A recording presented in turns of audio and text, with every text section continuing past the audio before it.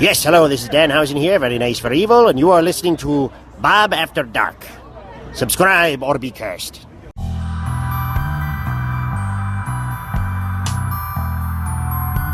From Mothman and Nessie to the spirit that haunts your home, welcome to Bob After Dark, a podcast about legends, lore, and the supernatural. So turn your lights down and your volume up and enjoy your trip to the shadows.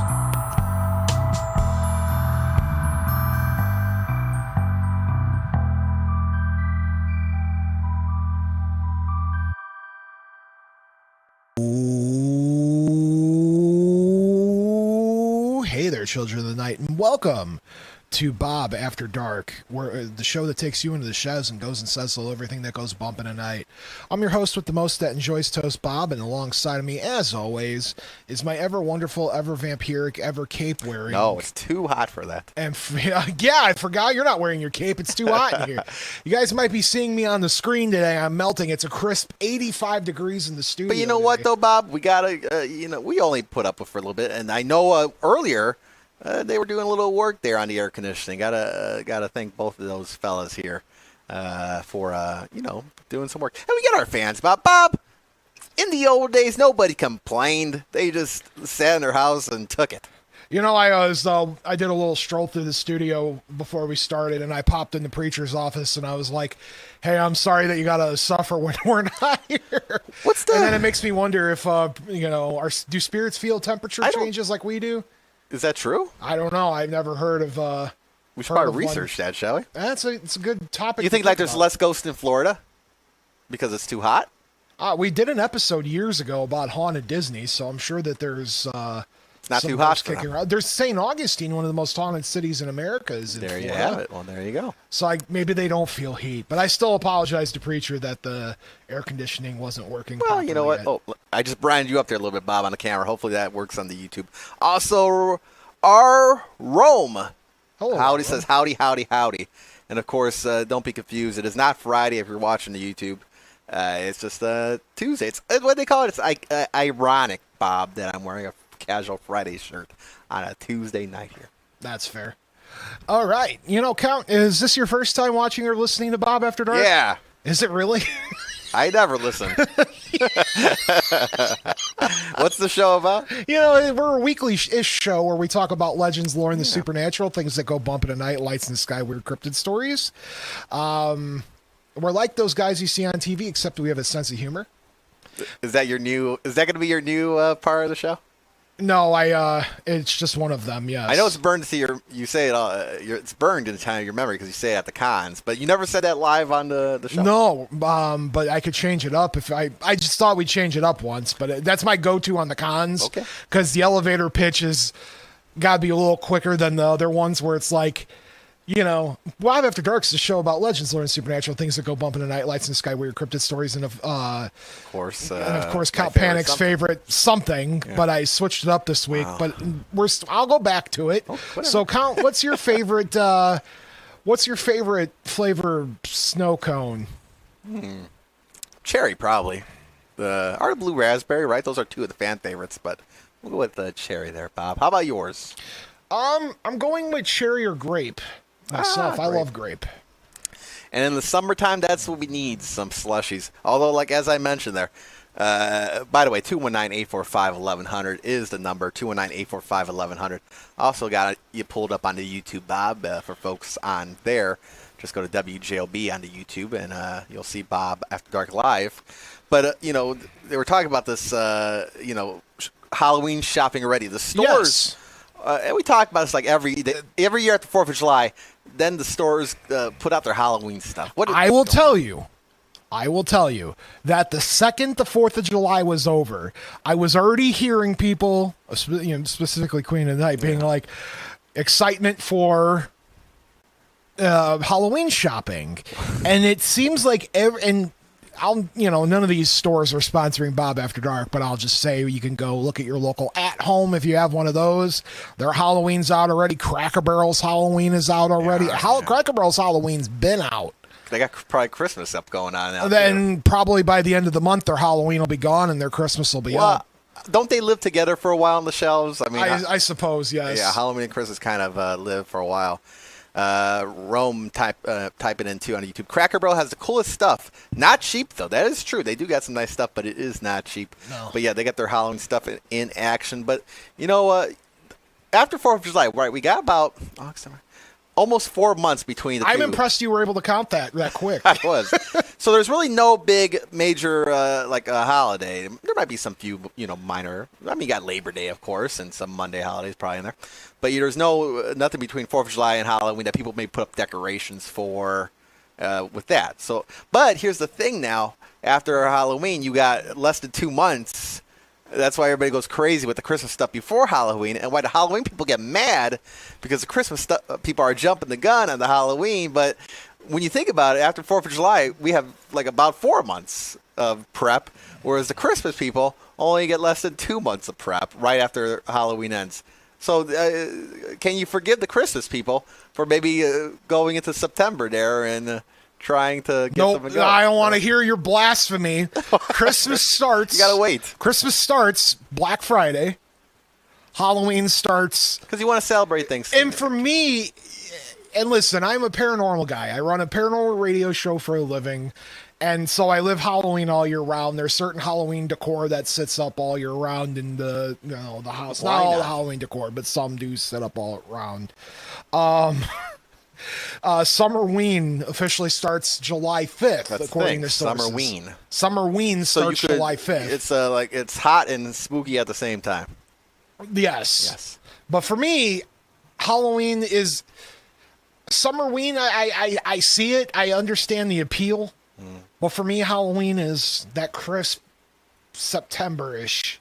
I'll start getting into the mood. So you're not in the mood yet. I shouldn't say that because I'm excited when I get to go see At Home and I do get excited about seeing the newer Halloween decor stuff that comes out. You're buying candy already? I'm not buying candy, but I did spot my one purchase I want for the year.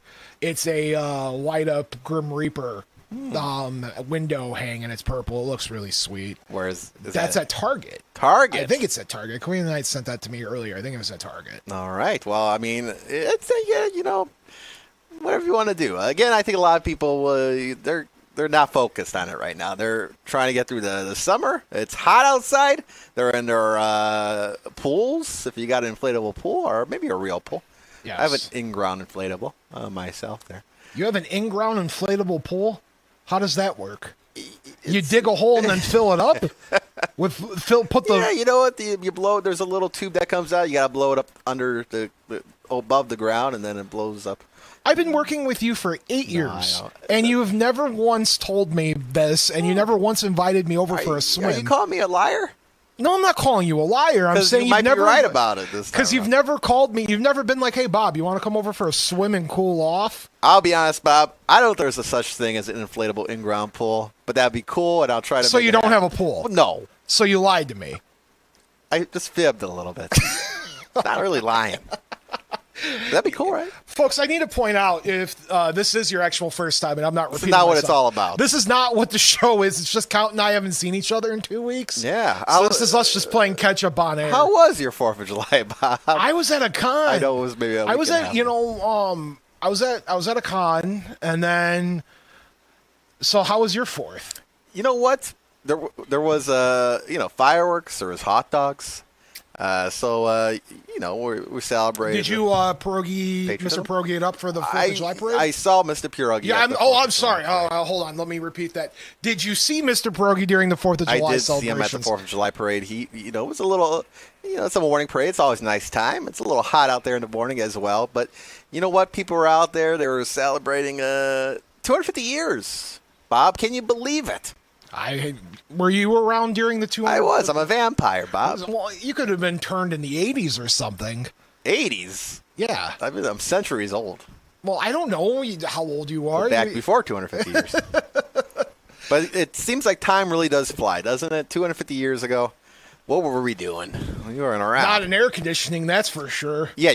Think about back then, 250 years ago. Oh, yeah, but there was no radio 250 years. There was no radio and there was no air conditioning. So what did you do with your time? What's that? What did you do with your time?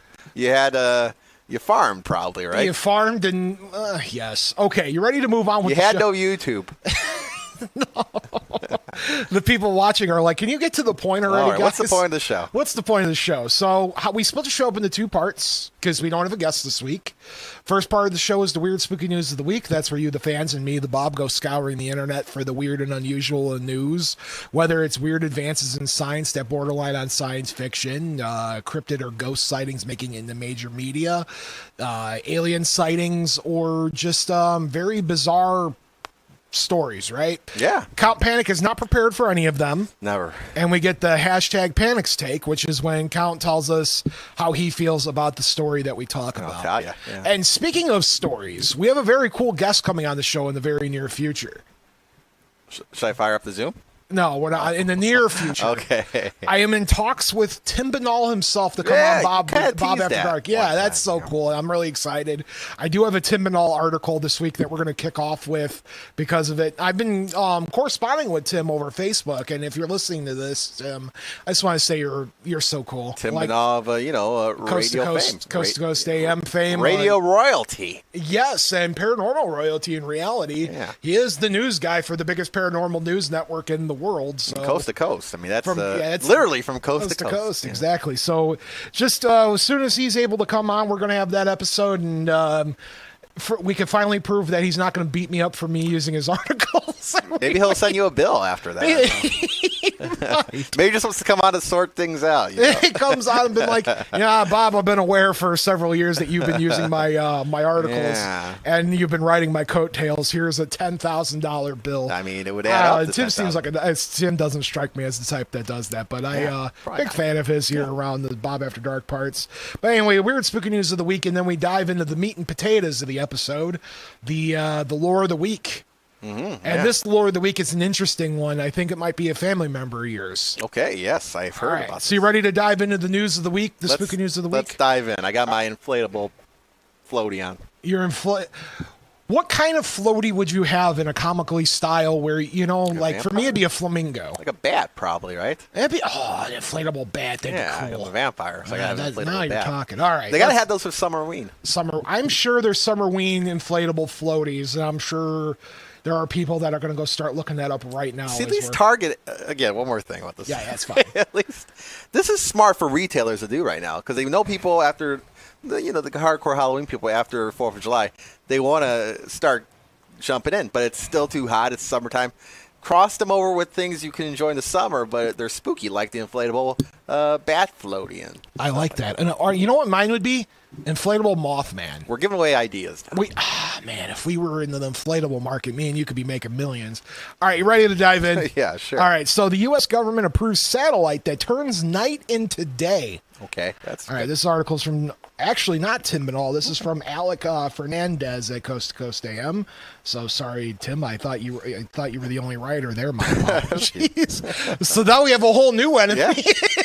Well, now they'll send you a bill. Alec Fernandez, thank you for writing this article. A California startup has received FCC approval for a mirrored satellite that will reflect the sun's rays onto Earth's dark side, providing light on demand across an area roughly 3 miles wide.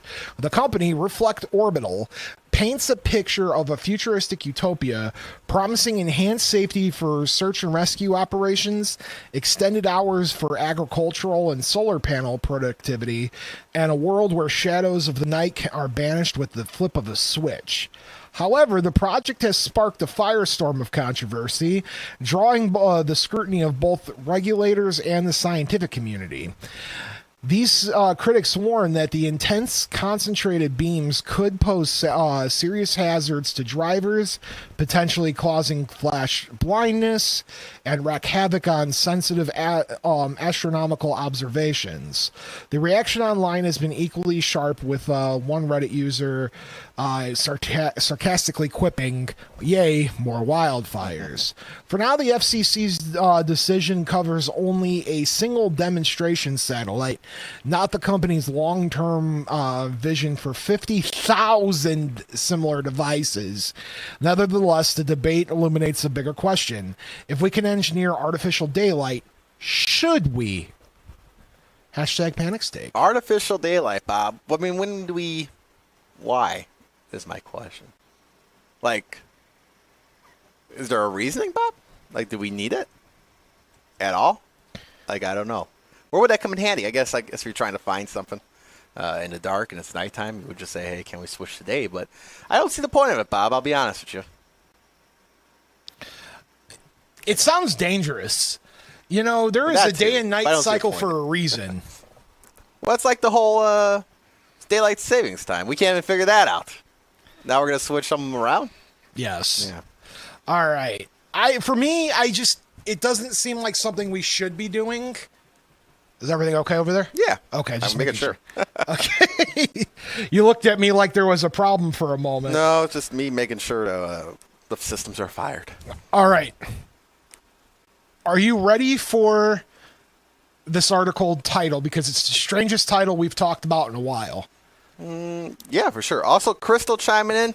Crystal. Fan of the show, guest of the show. Crystal. No fake lights. Hashtag no fake lights. Hashtag no fake lights. And Rome's going to run out the Cracker Barrel tomorrow. Okay, good job. There you go. Pancakes, man. Get them blueberry pancakes. All right, so Russian warlocks and clairvoyant exploit historical fuel shortage with bogus rituals. So-called warlocks and clairvoyants in Russia are taking advantage of desperate motorists by claiming to cut cars' consumption for a fee. Russia is currently facing an unprecedented fuel crisis that sees drivers in some parts of the country spending hours at gas stations waiting to refuel at sky-high prices. With Ukraine hitting oil refineries deep into Russia, the situation is unlikely to change anytime soon, so snake oil peddlers are scrambling to take advantage of the people's desperation. Russian news media has recently reported that an increasing number of self-proclaimed magicians, clairvoyants, and witches are taking the social media to promote all kinds of questionable services, like lowering a vehicle's consumption to changing standard fuel into premium through occult rituals. Clairvoyants claim that the increased fuel consumption may not be due to a car malfunction, but to a supposed hex, negative energy, or foreign objects that someone may have left in the car. Instead of checking the engine and visiting a car repair shop, customers are encouraged to perform rituals to lower their car's fuel consumption. Rituals that only these masters of the occult can prepare. Obviously, one is expected to pay a fee of these for this kind of service. Calvin, I'm not going to, before I tell you how much the article says, just out of curiosity, what would you pay? What do you think they're charging for this service? For the service of, the actual service of dehexing your car. Well, geez. Well, a mechanic will cost you these days, depending on what it is. Depending on what it is. But to hex it all, I'm going to say starting, Bob. Yeah. $500. $210. Okay. So I was a little bit lower. You're a little higher. Yeah. You went higher on that one. $210. So this is $210 or 16,000 rubles. Well, that's a deal. Are you going to take your car into a warlock? I mean, they'll fix it, right? You'll spend more on a mechanic? Yeah. Why the heck not? So if they can fix it for $210, that's great.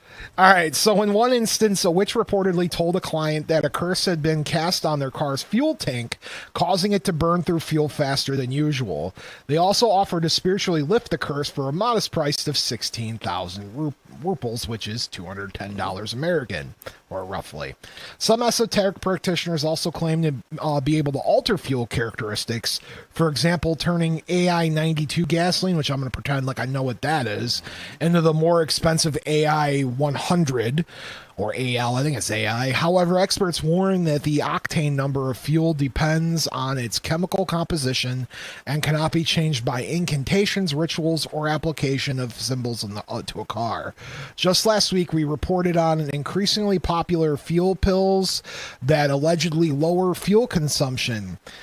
Their efficiency has also been called into question, even though they are being sold at gas stations across Russia. Hashtag panic steak. Yeah, well, again, Bob, $210 to fix your vehicle no matter what? $210. Well, this is to fix your mileage, your gas problem. Okay. So that's still fair. So it's the first group of folk are saying that your car is getting bad gas mileage because it's cursed. Okay. So they're charging you $210 to replace that curse. The second group of people, which I'm going to refer to as alchemists, because that would be the correct terminology, I think, for somebody that changes properties of things. So these alchemists are supposedly changing standard fuel into premium fuel, which is a quick way for you to get off by the gasoline companies. I get that. But what about you say your check engine light comes on? Can they fix that? It didn't say in the article, but I'll tell you what, Count, if you feel like getting in touch with one of these Russian witches to get your car checked out, let me know how it turns out. And then, I might try it out, But I want it for everything. I want them to fix everything by just, performing spells over the vehicle. So, for $210, how about the car? Do they throw in a car wash with that, Bob? Can they wash the car? It didn't say, but for $210, throw in a car wash. I feel like they should wash your car too. Dehex it and throw it in the car wash. A cleansing wash, Yeah. a cleansing bath. Under That's the a moonlight. normal thing that happens. Yeah. All right, you ready to move on to our last news story? Now, this is the one I got really. Oh, jeez, I just knacked into my microphone. I remember my first broadcast. All right, anyway. This one is a strange one. It comes from Far Out Magazine, written by Scott Campbell. The last one came, by the way, I forgot to say, that came from Oddity Central, written by their admin Spooky. So that came from Oddity Central. This one's from Far Out Magazine. And here, I got one for you, Count. This is an interesting article title. The one mythological creature most likely to be real, according to Nicolas Cage. I feel bad for that cryptid. For centuries, debate has raged whether or not history's most famous mythological creatures exist. If you wanted to know what Nicolas Cage had to say on the matter, you're in luck. Not to judge, but he looks like the sort of fellow who'd believe in unicorns, werewolves, and any other. And by the way, this is me reading from the article, folks. This is from Far Out, not me. But anyway, not to judge, but he looks like the sort of fellow who would believe in unicorns, werewolves, and any other kind of mystical beasts that have entered humanity's folklore. After all, he's a weird guy and once did embark on a quest to find the Holy Grail, so he's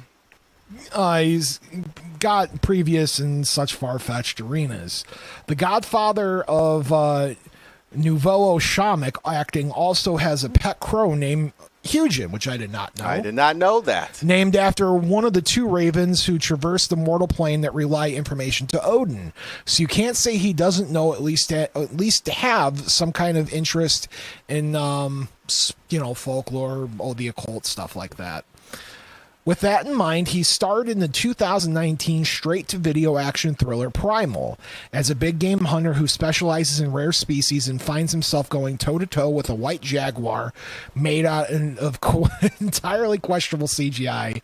The Academy Award winner also found time to share his thoughts on which of the planet's most notorious cryptids stand the strongest chance of existing.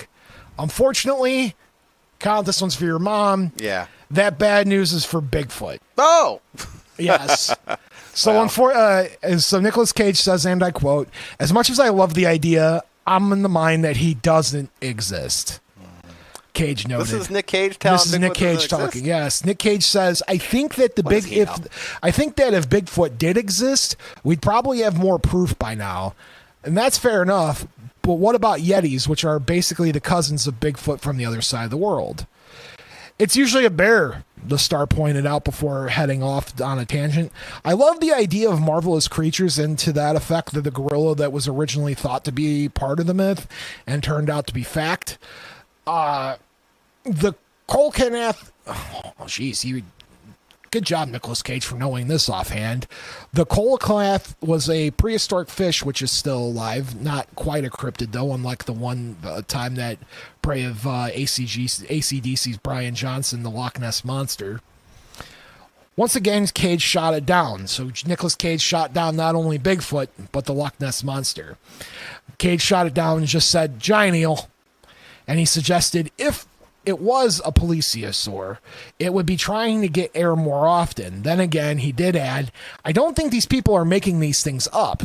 So he's obviously not completely against the idea of Nessie having spent millions of years lurking under a body of water in rural Scotland without ever properly being discovered. Hashtag panic state. Well, first off in the chat here, Stan Stefanski from Big Frank's Hey! Coffee. Who's ready for a Polish? Who's ready for a Polish? Stan Stefanski's in there as well, the chat. Of course, he's ready for Pierogi Fest. Who's ready for Pierogi Fest? I said always ready. And, of course, you can find Big Frank's Sausage and all your fantastic vendors at Pierogi Fest, home of Bob Anderson, Whiting, Indiana. I will not be there. You will not be there. Doxing me in front of the entire July 24th, 25th, 26th. I will be at Gen Con. You will be. So I have 3 speaking engagements that we'll talk about. You'll be there in spirit, though. I'll be there in spirit. I will not be at Pierogi Fest. I'll be at Gen Con. And Stan, Can't for the Parade. I bet it's Stan. He says Can't for the Parade. He's Kielbasa King, so you would think he would have to be in the parade, but maybe he's busy that night. But I'll talk to Stan. I'll have to talk to Stan about that great Kielbasa King we have. Also, Rome in the chat. Did you guys think that Long Legs was creepy? Now, I don't think I've seen Long Legs. Have you? Yes, I have. I like Nicolas Long Legs. Cage was in this. He said, would you agree that Long Legs had a Silence of the Lamb vibes? I can't speak to it because I never seen Long Legs. Did you? Did you see the Long Legs? Yes, I did. I saw Long Legs in theaters, and I didn't know that was Nicolas Cage until after the movie, because it doesn't look like it looks like him after you find out the character he plays. Yeah. And the way he acts in the movie is very eccentric and very odd and scary. He's a legitimately terrifying character. Yeah. But no, I would recommend checking out Long Legs. It was a good I gotta check it out. horror movie. I liked it. And Stan saying he will be at the parade. Okay, he will be at the parade. And beer and shots at his booth. So check out the Big Frank. Of course, I don't I'll know be if at that's for everybody though. No, I think he was inviting you. It might there. just be me, but I'll have to see him after the fact. You gotta be I know Mr. Pierogi personally. He's gotta be a little bit good during the festival because that's a long day, Bob. You can't be all willy nilly out there. You gotta be careful. So maybe after the fest concludes, I'll take a visit to Big Frank's there. But back to the Nick Cage thing here, Bob. Yeah. I'm surprised to hear this. The Bigfoot slander, just because Nick Cage he seems to be into the. A believer of lots of things, right? He seems like he dabbles in quite a lot, and he has dinosaur bones, I believe, and believes in, I believe, a ton of things. But he's not so on the Bigfoot. You know what? I say, Nicolas Cage, you're wrong. Oh, are you going to call Nicolas Cage out for a debate? Let's get him on the show. Can you get Nicolas Cage on the show? Would you want me to get Nicolas Cage on the show? If you could get Nicolas Cage on the show, I'd be We'll get Nicolas Cage before we get Dan Aykroyd. If I got Nicolas Cage before Dan Aykroyd, I would walk right out those. Nothing against Nicolas Cage by any means. I'd be thrilled, but Dan Aykroyd's our white whale. I think to debate, he'll like a debate about Bigfoot, maybe, maybe not so much, a typical interview like you say would do, but maybe could invite for a Bigfoot debate or something like that. Someone tag Nicolas Cage, Crystal. Can you tag him on YouTube? I don't know. Does Nicolas Cage have a personal YouTube account? What do you think he would post? He's probably on the Twitter, right? I'm sure he's on I think it's X. X. Yes, I'm sure he's on there. He's on Facebook? I'm on Facebook. What? I'm on Facebook. I don't think Nicolas Cage is on Facebook. I'm sure his public appearance page is on there or something with him. We'll find him. Next week.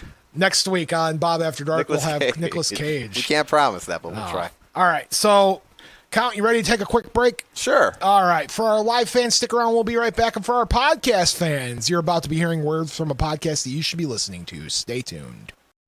Welcome to Ghostly. Pat, what are you doing? What? I want people to know that we're a podcast that takes a deep dive into some of the scariest ghost stories. But we don't do the creepy voices or weird sound effects. We debate the ghost stories. And aren't you supposed to be the skeptic? I am, but they'll find that out once they listen. Look, all you have to do is tell them to listen to Ghostly, and that our listeners get to decide which stories are real. And which stories are just old folklore. Exactly. Download Ghostly wherever you find great podcasts. Oh, jeez.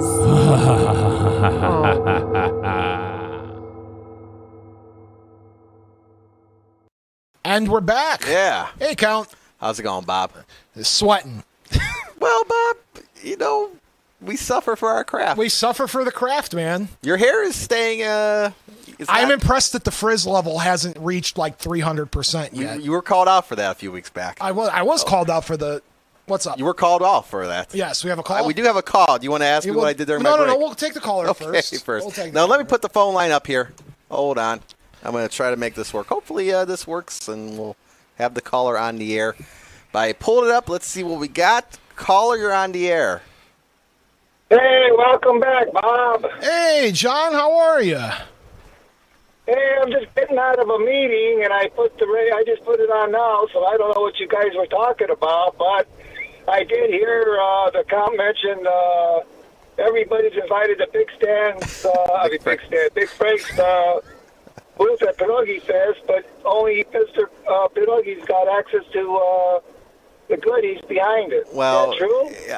And I don't know for sure about that, but you know. That's fine. How do you do? I mean, you put on it, you're advertising, you got a bottle of Yezha or whatever, and then Mr. Pierogi says, or the count says he knows Mr. Pierogi, and he's the only one that's going to be. I think you have enjoying connections it, with Stan and Jill at the booth there. They might give you some, and they like you. But you know, I don't know, Bob. What do you think? What do you think, Bob? Oh, I'm ready for some pierogi right now, to be honest. He's ready for pierogi right now. And I think that's more so, usually after the fest concludes, we kind of hit that off. Well, hey, listen, I know this is not a Pierogi Fest show, but are you going to be there, Bob, or you don't know I will yet? not be. I'm speaking at a convention that weekend.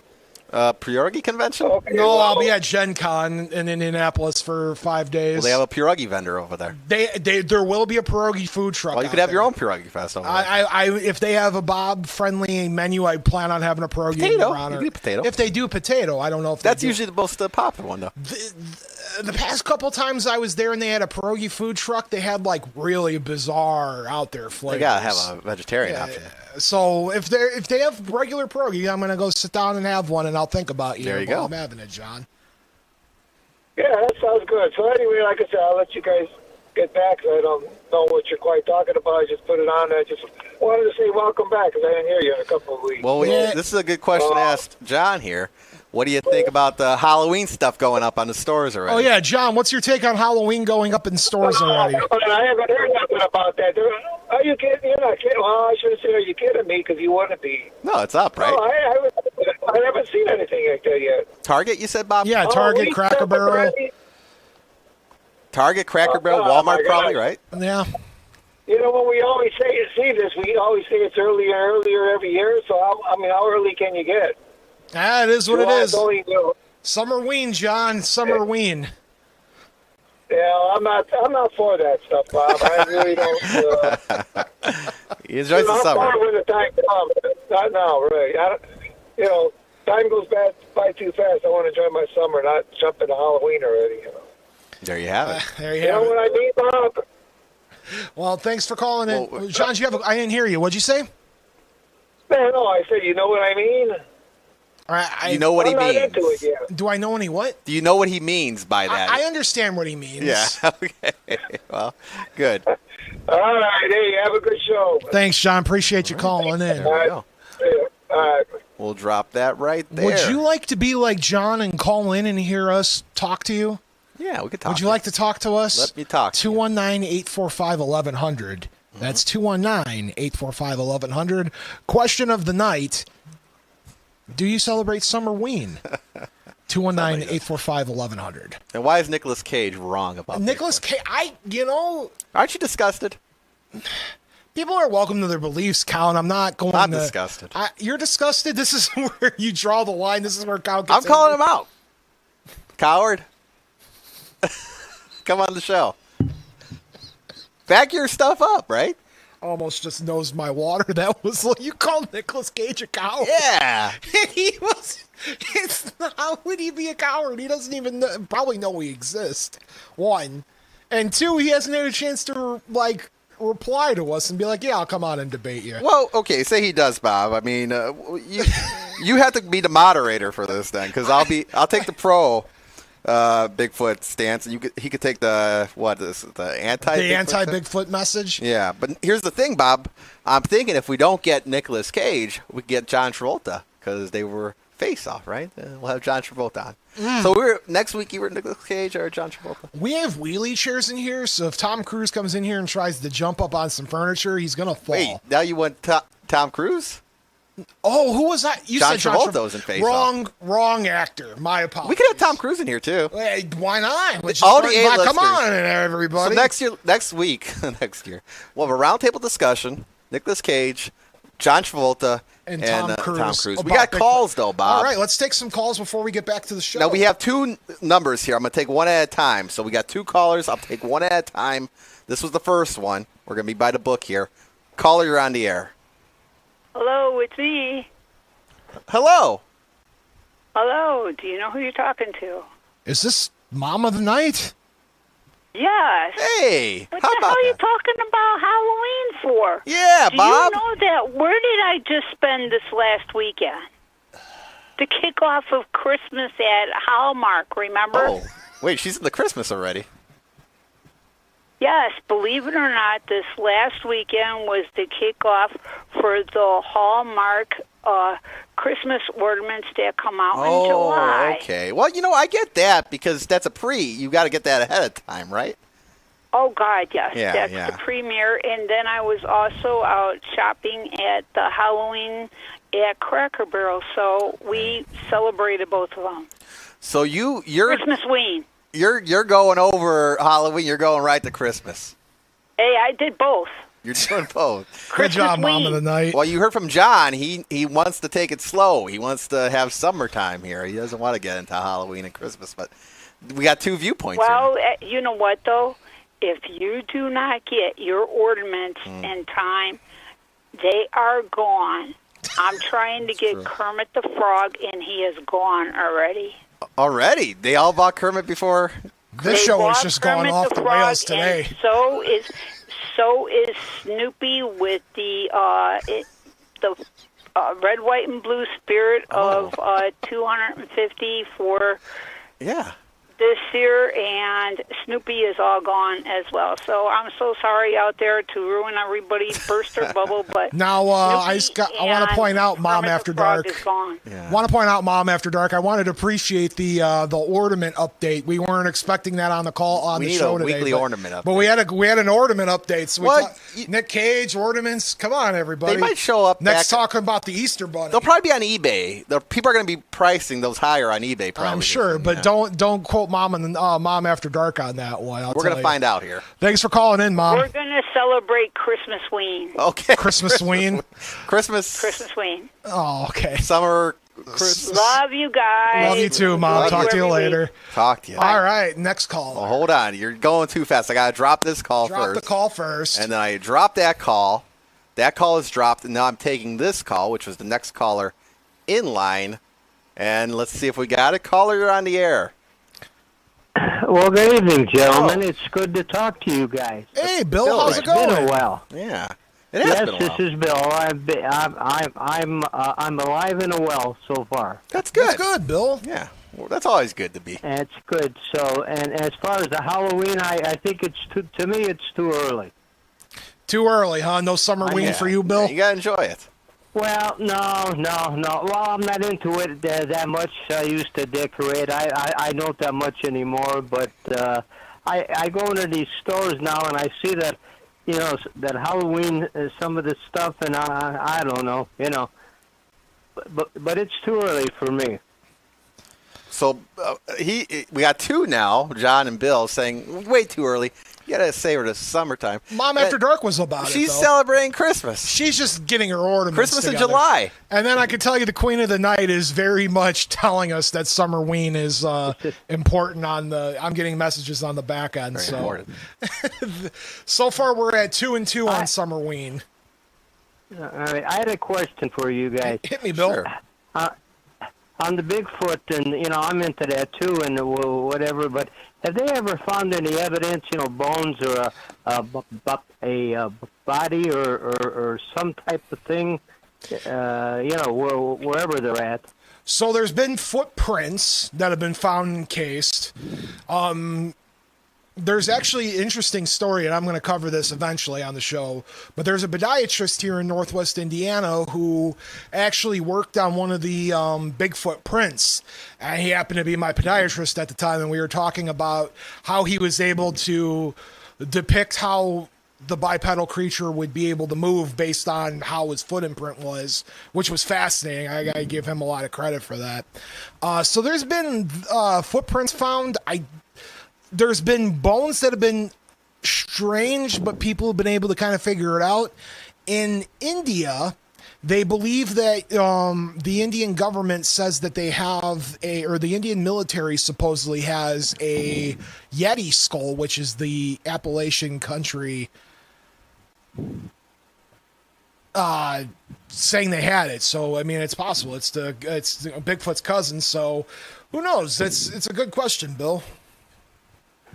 I wondered because as far as because I was watching some program a few years ago and so forth, and they were talking about that. And if anything were to happen to one, they usually would carry the body away. Now, have you heard anything on that? Have you heard that, Bob? I have not. No. Oh, okay. Because I wondered. I mean, but I'm not saying there isn't any, but who knows? We're gonna have to dig on this, dig. But this Nick Cage guy, Bill, he comes in, he thinks he's a famous actor, which he is. Yeah, but, he's saying him. Bigfoot's not real. I don't know if that's just him blowing some wind or what. I think he's trying to stay relevant, Bob. I'm sure he's into that. Well, listen, I'll let you guys go. You guys are the best. Oh, Bill, thank you. I'm glad to hear you guys. Yeah, I'm glad to hear you guys again. I'll give you a buzz next week. Sounds Which good, we Bill. will be Thank here, you. right? You have a good one. Yeah, thank you, Bill. You too. Take care. Bye. There we go. Bye. Bill's celebrating the summer. Not the Summerween, but the summer. But next week's show should be a humdinger, Bob. We got Nick Cage coming in. Calling him. We're going to tag him. Can't get Dan Aykroyd, but Nick Cage, easy. Crystal will have to help us tag. Yeah. We'll try to figure out how to tag Nick Cage here. All right. So are you ready, Count, to dive into the lore? Oh, you didn't tell me what you did during break. Bob, during the break, I got my ornaments for Christmas 2037. Oh, nice. Time traveled? They do have Kermit in 2037. They do have Snoopy in 2037. That's good. So I'll let your mama tonight know that Mom After Dark know. Mom After Dark. That's what she likes to be called, is Mom After Dark. Mama tonight. No, she actually likes to be called Mom After Dark. Mom After Dark. Yeah. Well, let her know that in 2037 there's Christmas ornaments available. I'll let her know. What'd you do? I'm celebrating Summerween, and I carved a pineapple. Oh, A pineapple lantern. I think a watermelon would be easier to carve. Dude, you know how thick and heavy that... Pineapple seems like it's too rigid or something like that. I'm trying to think. A pumpkin's mostly hollow, right? Trying to carve a watermelon would be ridiculous. Now, I've seen people carve like watermelon baskets and stuff over the years. I think my mom did that for parties back in the day, but I digress. Carving a watermelon or carving a pineapple. Maybe we could do it next week. Try it out both. Try out both. Why not? Tell us your results. All right. Don't hurt yourself, though. Okay, you ready to dive into the lore of the week? Yeah. All right, so I have one for you, and this one I think might be a distant cousin of yours. Okay. I am going to talk to you a little bit about the strange tale of the Highgate Vampire. The Highgate Vampire. All right, so I'm going to read this article. This comes from Far Out Magazine, written by Sam Kemp. In March 1969, the British Psychic and Occult Society began receiving reports of a tall black apparition stalking the tombs of London's Highgate Cemetery. Most of the accounts turned out to be regurgitations of local gossip, but it wasn't long before investigators traced a man claiming to have had a first-hand experience with what came to be known as the Highgate Vampire. The witness recalled to have been hypnotized by something lurking in the shadows. He began to make his way to the exit, but soon found himself lost and disorientated. As he stumbled around in the night, he began to feel the presence of something behind him. Spinning around, he saw a tall black figure which abruptly vanished. Not long after, two teenage girls who had been walking home along Swain Lane claimed to have witnessed the spirits of the dead rising from their graves. An elderly woman claimed that she had been frightened by a tall, dark man with glaring eyes while walking her dog inside the cemetery gates. And then the foxes started dying. All of this was promptly picked by local newspapers such as the Hampstead and Highgate Express, which in February 1970 ran an article with the headline, "Why Do the Foxes Die?" in which they suggest the local sightings were proof of a vampire and evidence of occult activity in Highgate Cemetery. The suggestion, of course, that the foxes, which have been found with deep lacerations to the throat, have been killed by a vampire. Although David Ferret British Occult Society investigator and eventual vampire hunter, dismissed such claims. He did not rule out the possibility that the animals had been trapped and used as sacrifices in black magic rituals, however. After embarking on an extensive investigation of local sightings during which he and his colleagues supposedly spotted the apparition, Ferrant wrote that to the Hampstead and Highgate Express, claiming that he had evidence of the vampire and of satanic activity in the cemetery. Shortly after, his team was invited to give a personal account of the investigation for an independent television program. The society denied this request as it was forebode any release of information about ongoing investigations. Ferrant, on the other hand, was happy to recount his own personal encounter with the vampire. In his book, Beyond the Highgate Vampire, Ferrant claims that he was careful to avoid using sensationalism terms like vampire during the interview. However, another interviewee, a somewhat theatrical character who had been pestering local newspapers for publicity since he had first become aware of the investigation, claimed that the phenomenon was in fact king vampire. And after providing a crucifix and a homemade wooden stake, announced that to exorcise a vampire, one must first drive a stake through its heart with one blow, chop off its head with a gravedigger's shovel, and burn its remains. Wow. This was Sam Manchester, a self-proclaimed exorcist, vampire hunter, and bishop of the Old Catholic Church. Did a lot. Unlike Ferrant, he was convinced that the phenomena was indeed a vampire Bram Stoker tradition and vowed to dispatch the creature once and for all. Manchester went on to claim that Ferrant, who had previously told an overzealous reporter that he was prepared to take any means necessary to rid Highgate of that creature, and would be joining him on this dangerous mission. If Manchester's comments were designed to create maximum publicity, then he certainly succeeded. The night following the TV broadcast, hundreds of people armed with wooden stakes and shovels converged on the Highgate Cemetery to take part in a vampire hunt. After breaching the police cordon and the police barricade and storming the cemetery, several vampire hunters scrambled back to safety, having spotted something crawling in the dark. Vampire? So these people went and charged the cemetery, broke across the police barricade, got in there, and then hightailed it because right they saw, out because they saw something. But what was it? So you went. We'll get to it, okay. But so I'm just saying. So you went into the cemetery thinking you were going to go hunt a vampire, and then you ran at the first. I mean, if you were prepared, right, you would take it on. I'm going to keep exploring it. Listen, Colin, if I'm taking the risk of going to jail over breaking and entering a cemetery, if there's police blockade, and I'm still charging in there with a gravedigger shovel, which, by the way, it's an old tradition of vampire killing. I haven't heard that in eons. It's usually a wooden stake, right? Just the stake through the heart, silver bullet, fire, garlic, Garlic really doesn't. Just keeps them away, right? Keeps them. It's a deterrent. But you can't for you, does garlic deter you away? I like it on certain foods, but that's about it. You're a bad vampire. I can take the garlic. In an interview with the London Evening News, Mr. Anthony Robinson recalled, "I walked past the place and heard a high-pitched noise. And then I saw something gray moving slowly across the road. It terrified me. I've never believed in anything like this, and now I'm sure there's something evil lurking in Highgate." Ferrant, on the other hand, remained unconvinced, blaming the sightings on mass hysteria generated by the press. Indeed, over the next few months, there were no significant developments and sightings seemed to drop off. What followed, however, more than made up of this period of inactivity. In the August of 1970, two schoolgirls stumbled across a 100-year-old corpse of a woman who had been dragged from her coffin, decapitated, staked through the heart, and left in the middle of a pathway. Look, if you're going to go vampire hunting, can you at least clean up your mess? Yeah, you would think so. You'd think you'd clean up the mess. No, I just staked this corpse. Litter bug. I'm just going to leave it here. I dug up. Chances are you probably dug up this corpse unless you found it wandering around. But you're not going to clean it up. You're going to leave the gravedigger to clean it up. Messy. That's mean. Yeah, jerk. If I slayed a vampire, I would definitely clean up after take care myself. of it. Yeah.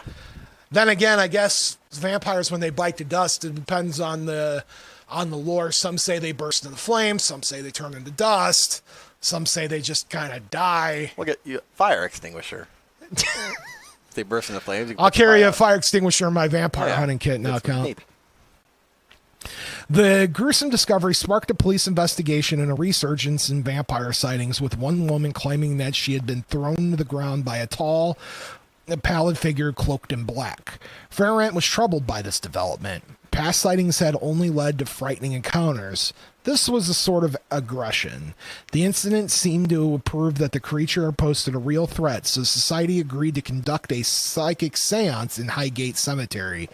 If successful, a rite of exorcism could be performed, then to be performed to banish the entity from the earthly plane, Ferrant later reported. On August 17th, 1970, Ferrant and other society members entered the cemetery and walked to the site of the initial sighting. They drew a large circle upon the ground, which they sealed in with protective symbols, salt, and holy water. A second circle adorned with burning candles and incense was laid on the ground where the demon was expected to appear. No sooner had the seance commenced than human voices were heard in the distance. It was the police. Oh, okay. The occult paraphernalia was quickly bundled together, and Ferrant made a dash for the nearest exit. Unfortunately, he was spotted and arrested.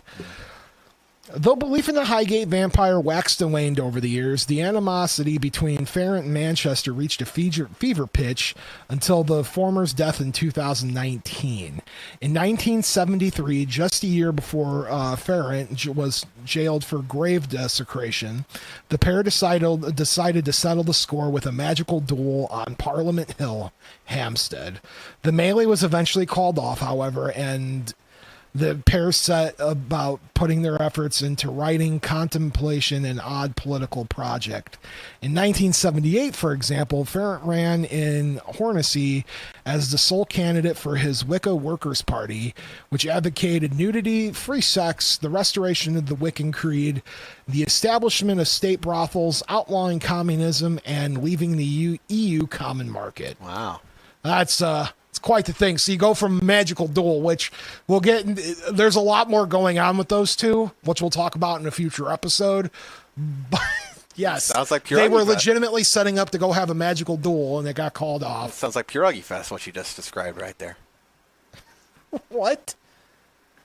Maybe not all the stuff on that list, but you know what I mean.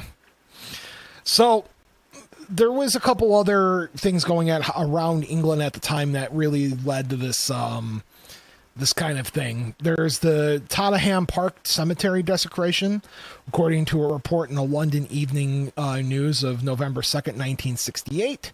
On the night of Halloween 1968, a graveyard desecration by persons unknown occurred at Tottenham Park Cemetery in London. These persons arranged flowers taken from graves in circular patterns with arrows of blooms pointing to a new grave, which was uncovered.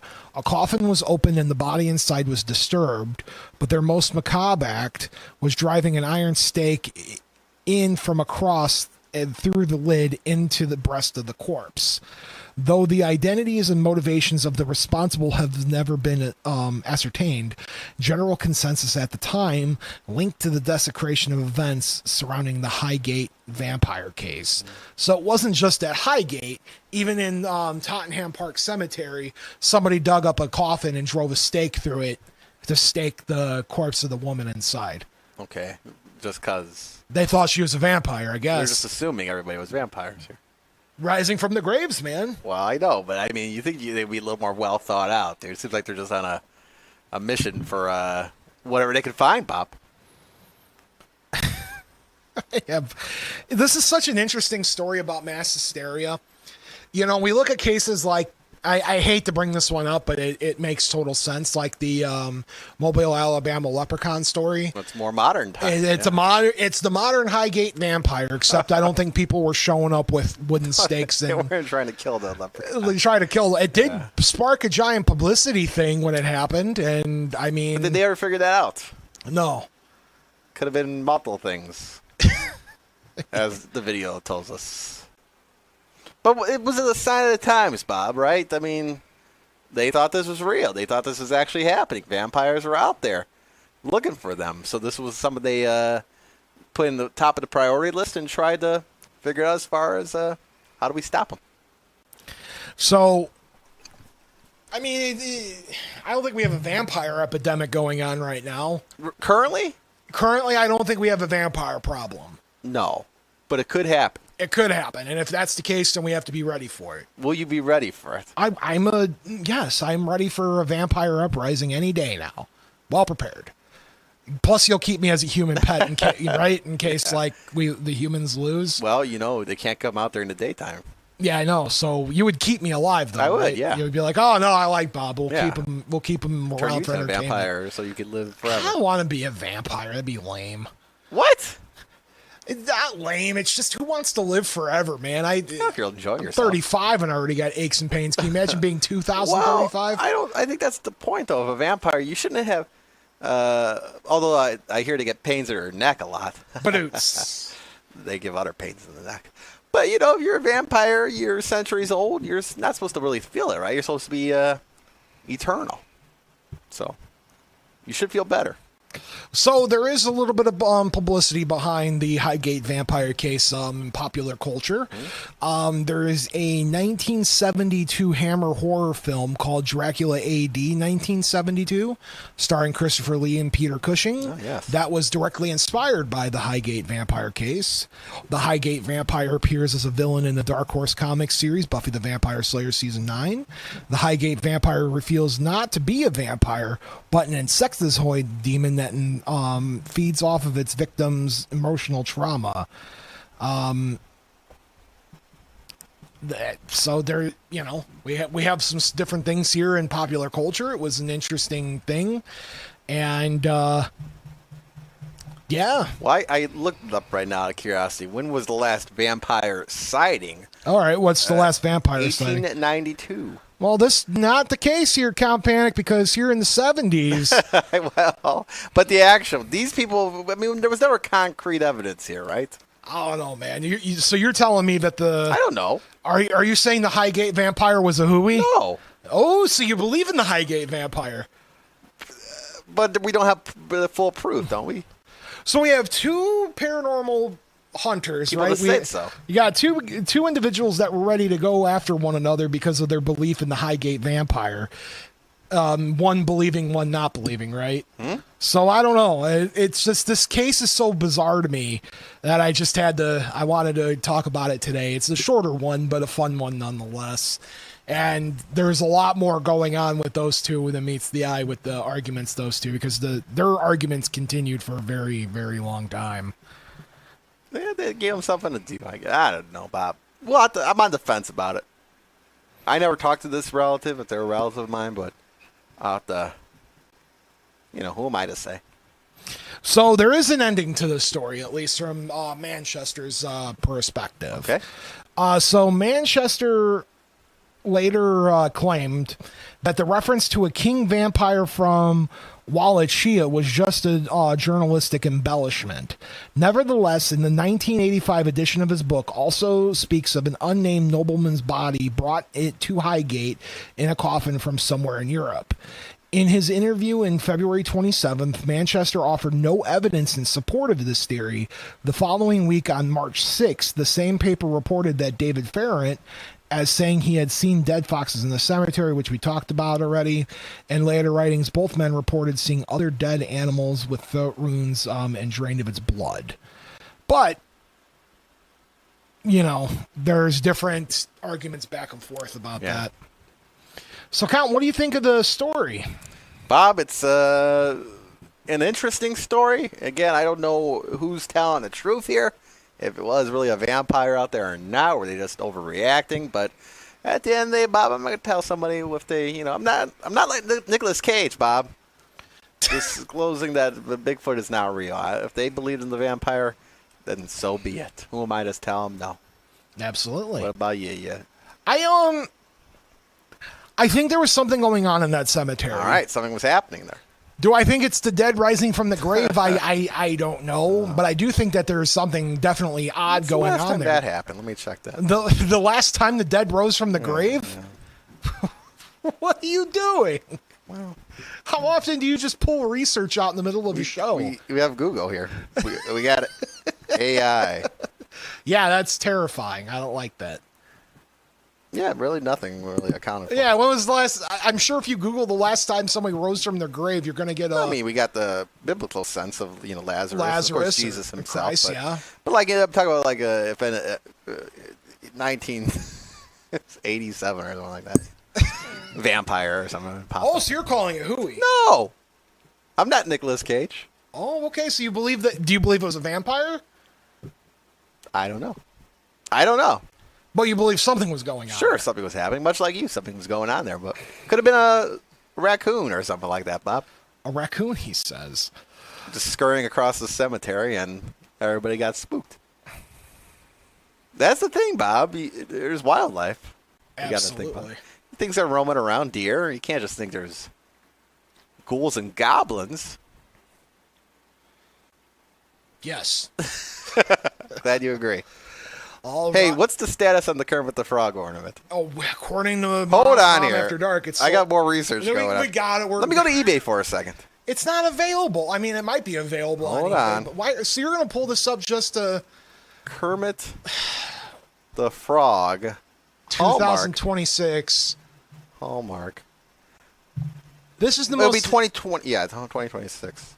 Yes, Yeah. This is the year 2026. I know that. This is not, I want to point out that you and I are journalists at the end of the day. Yes, we're not covering. Well, hold on here.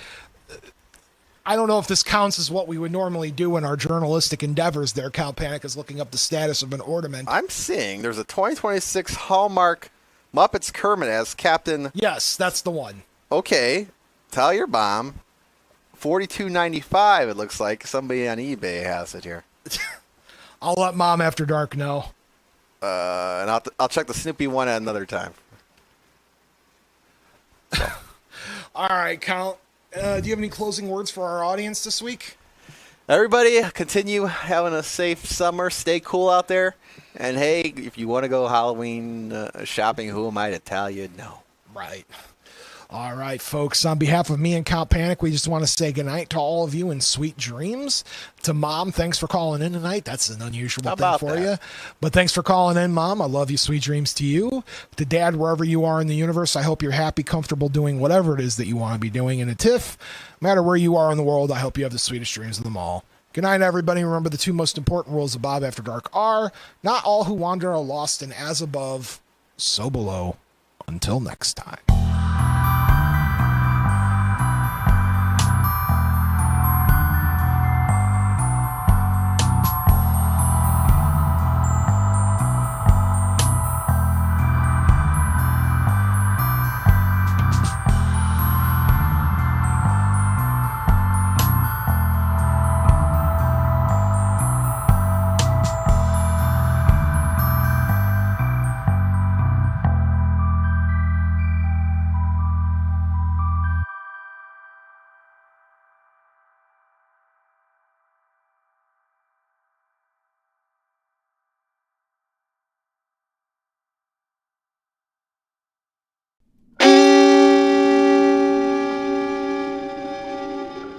Memoriam Development. Go.